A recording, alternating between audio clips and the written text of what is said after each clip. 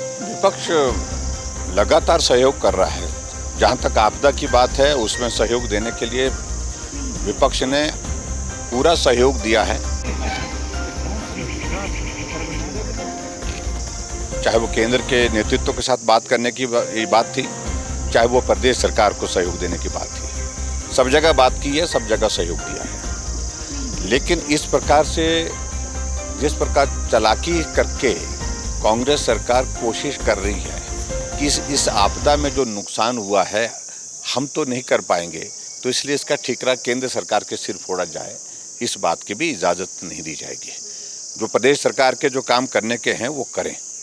और ऐसे में हम बार बार कह रहे हैं, सड़कें टूटी हैं, पानी की स्कीमें टूटी हैं, अभी तक ज़िंदगी सारी अस्त व्यस्त पड़ी है, उसको पटरी पर लाने के लिए युद्ध स्तर पर काम होना चाहिए।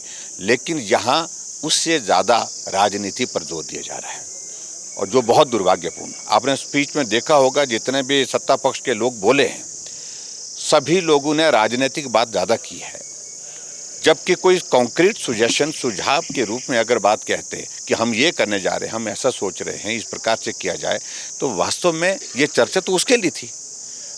और इसलिए हम इस सारी चर्चा में भाग ले रहे हैं, अपना पक्ष रख रहे हैं, और जहां तक जो प्रस्ताव उन्होंने रखा है उस पर विचार करेंगे।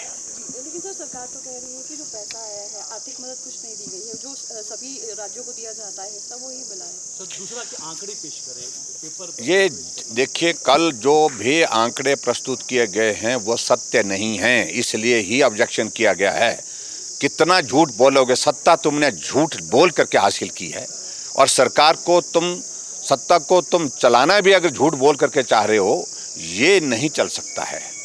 ठगने का दौर समाप्त हो गया, अब लोग हिसाब मांग रहे हैं। आज बेरोजगार हिसाब मांग रहे हैं कि तुमने वादा किया था कि नौकरियां देंगे, आज 10,000 से ज़्यादा वो बेरोजगार सड़कों पर जो है वो परेशान है, उनको नौकरी से निकाल दिया गया, जो आउटसोर्स पे लगे हुए थे। तो ऐसे में बहुत सारी चीज़ें हैं जिन बातों का जिक्र हमने किया है हाउस के अंदर, अभी भी आज भी करेंगे।